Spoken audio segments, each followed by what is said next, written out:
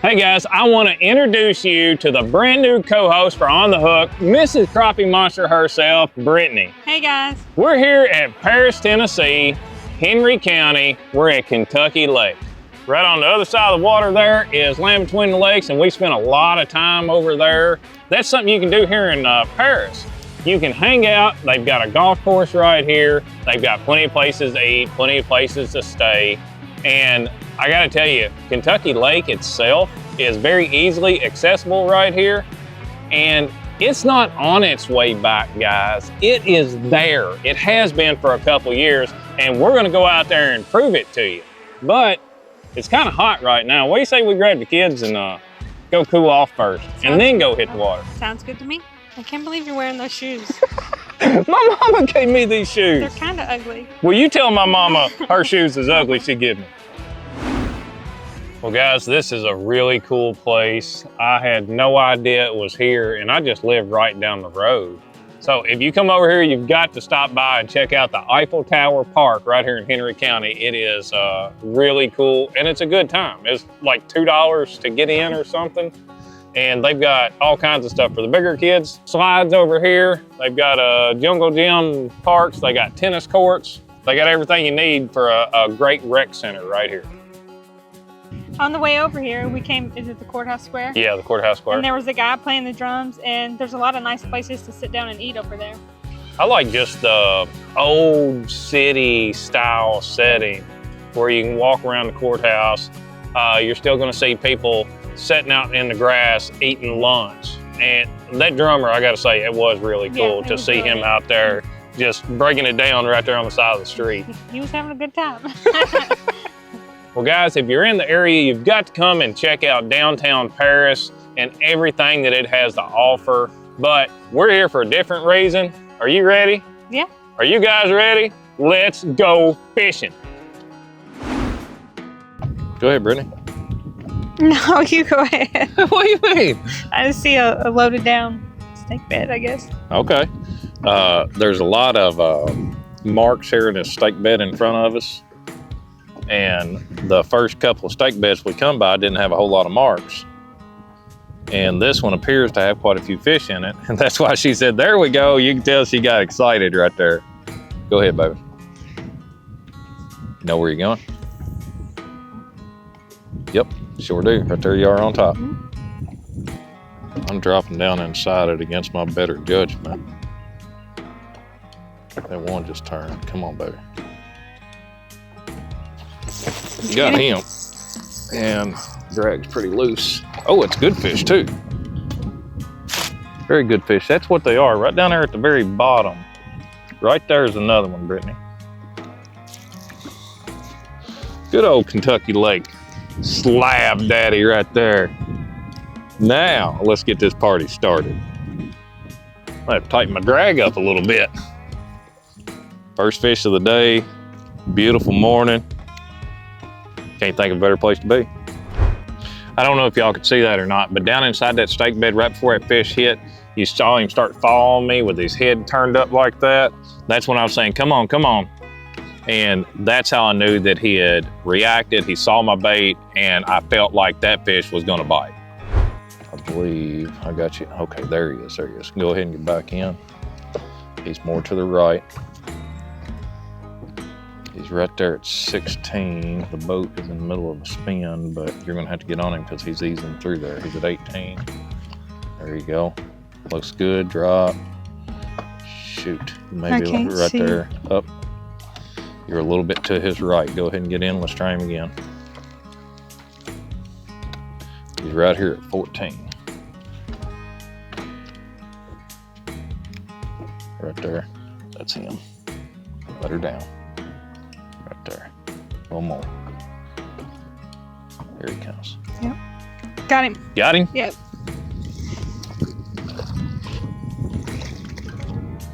Brittany is on the board, boys and girls. You gotta do that every time. She's here. She came to fish.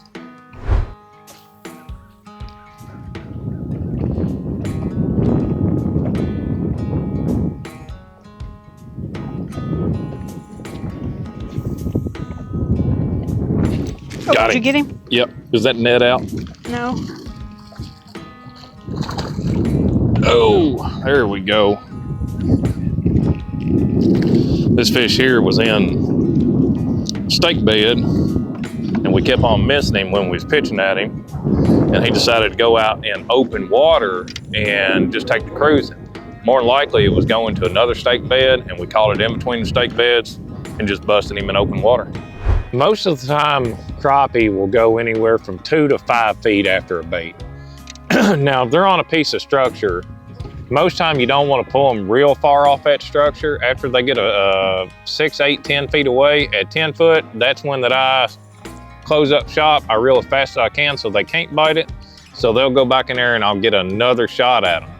Now, we've had a lot of hot weather. We had rain, it's overcast this morning. These fish are pushed down inside these stake beds. So we're having to get down in there with them. Your hookup ratio stays about the same, but your catch ratio goes way down because like I did a minute ago, I hung into a nice fish and got caught up in the stake bed and he got off. And that's just part of fishing. But anytime that you get too close to these fish, even if they're sitting up top, you'll see them start pushing down. And when they do, they know you're there and they're not gonna bite. So that's information they just gave you to help you catch them. All they did was told you, back up just a little bit and cast at us. Yeah, before that we had drift paddles or trolling motors on the back on those power poles. Fishing in this wind, it was awful. You always had to be going into the wind if you were trying to cast at a brush pile, or you would have to get log chains and tie ropes to them and throw them out and let them drag across the bottom. And if you needed to go slower, you would let more rope out. It would drag further behind and cause more friction with the bottom.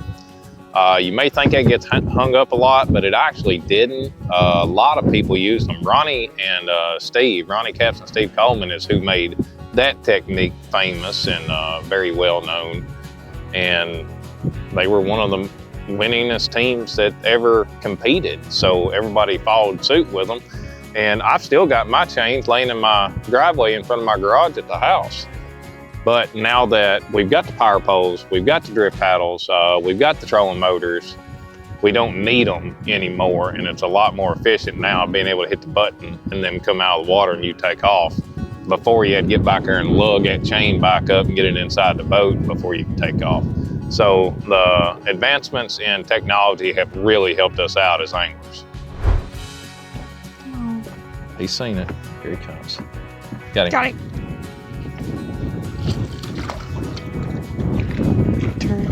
In the boat. There you go. Every time. Why? You slime me every time. I think you're doing it on purpose. I don't think he's the one I was fishing for, but there was a bigger one down there I was fishing for and he just came up and grabbed it. You see that a lot. You'll be lining up on a big fish and then all of a sudden out of nowhere, this small one comes by and just smokes your bait. And most time when that happens, the big one will just shoot out of there like he's throwing firecrackers at him. It's very aggravating, but they're still fun to catch. When you're trying to find stake beds, most of the time they're going to be on the top edge, up on top of that ledge going down the main channel. If there's a wide flat there that keeps about the same depth, say 13 to 15 foot, that's where people are going to put their man-made stake beds, and that's the first place that I look. I'll be your official net man today, ma'am. Chauffeur, net man extraordinaire. All right, we're in 9 foot of water. Water temp is 83 degrees. We'd been out fishing a little bit deeper, a lot tighter knit stake beds. And I knew there was some in just a little bit shallower. So we slid in a couple of feet less in depth, a little bit closer to the bank, because of course the conditions changed. The stake beds over here, the stakes are bigger and they're more spread out. So I thought we might be able to target some white crappie over here. And a lot of times in those more spread out stake beds, where the stake beds might be 18 inches to 2 foot between the stakes, a lot of times that's where you'll find your bigger fish at. See the way you shot out? Yeah. I do believe that's a white bass. And the other day, like I probably caught 20 yellow bass, and 15 big old white bass.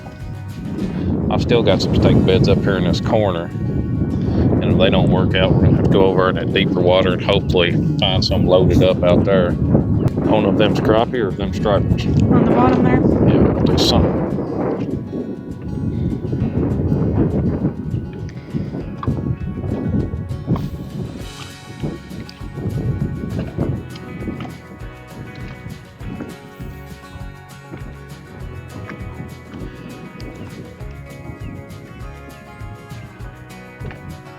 Did you see? Okay, you're. Oh, I got something.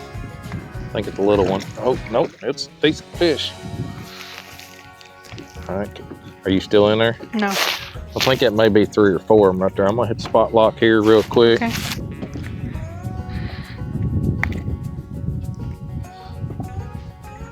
Little bitty old stake bed there, holding that 10.5 inch or so fish. Kentucky Lake, I believe it's a 10-inch minimum on the fish and 20 per day. And for me, just a little bit bigger than that, that's what I like eating. Them great big ones I generally throw back because around 11-inch fish to me makes the best fillet for the way that we like to eat them. Oh, Got him. got him.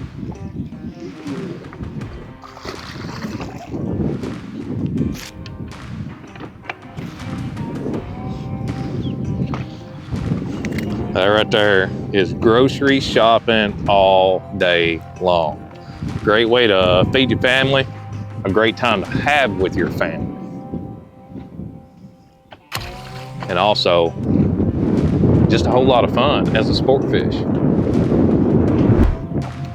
All right. He's seen him. Get him? Yep. Why ain't he cute? Yeah. Little turd. Oh, ain't he cute?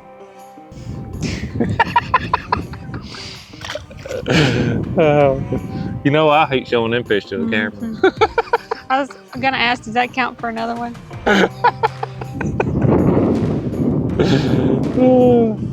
Hey, it was a fish that came in the boat, it counts, all right?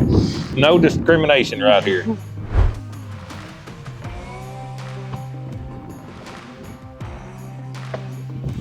It's a little bitty thing. Still bigger than yours. Oh. All right, let's go get your bait. Please don't use that one on film.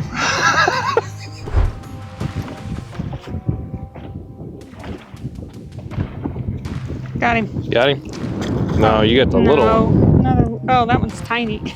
Yeah, that little one came after you. I thought that other one was coming after me too. He was, and I think that little one jumped up there and snagged it before he got a chance to. You know, Kentucky Lake, everybody was down in it because there was a lot of Asian carp in here. And the crappie did get small there for a couple years, but I think it was just a natural turnover of a generation of crappie. I think it had more to do with the bad spawn than it did anything.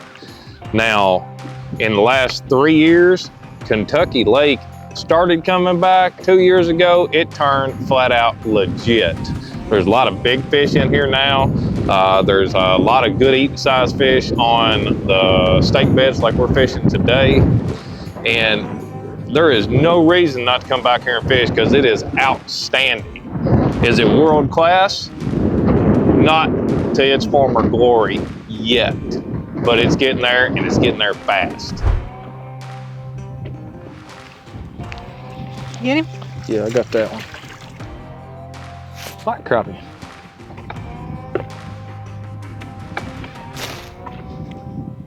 Little Mr. Black Crappie.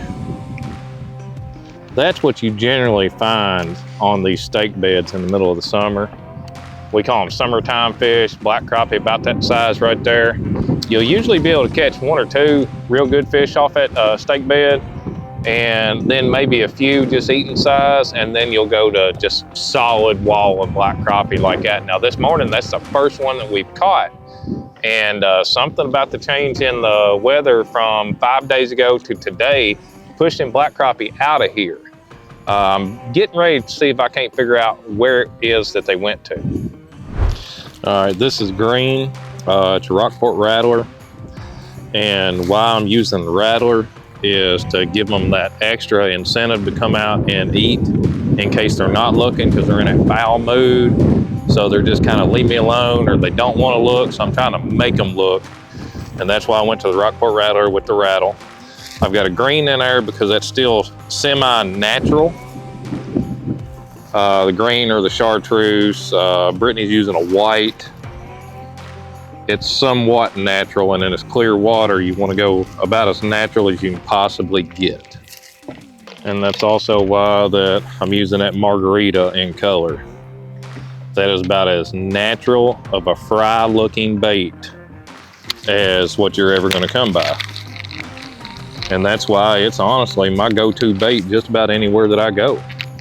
If that water's not chocolate milk, I'll be tying a margarita on. Even my Easy Drift pen right here is loaded up with a chartreuse ball to give it that little bit of extra scent. So we're coming at them with presentation, sound, and scent. And that's your crappie killer setup right there.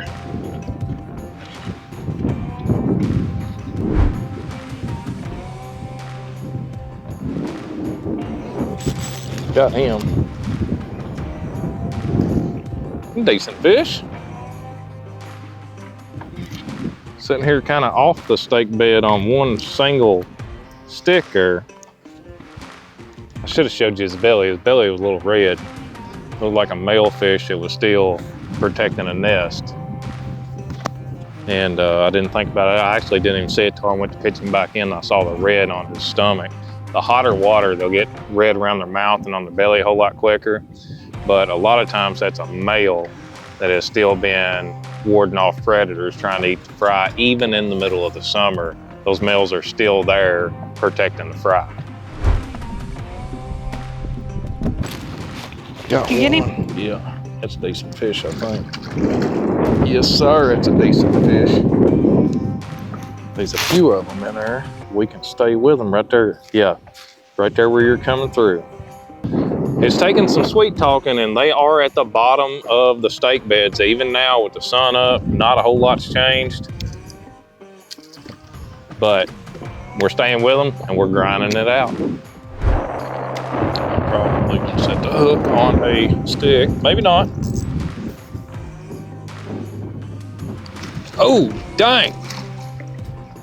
Yes, sir. That's what I'm talking about.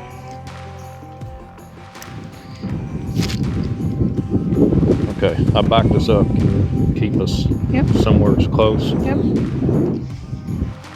Nice fish holding on the bottom. Now, I had to get all the way down in that stake bed, and I couldn't see what was going on. I was just dragging the bait blindly across the bottom, hoping not to get hung up. And honestly, when I set the hook, I thought I'd hooked a steak. Steak of a different species.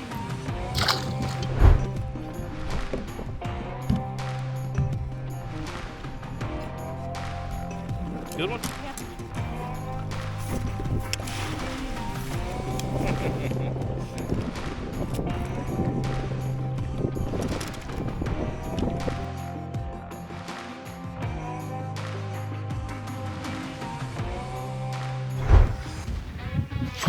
Oh.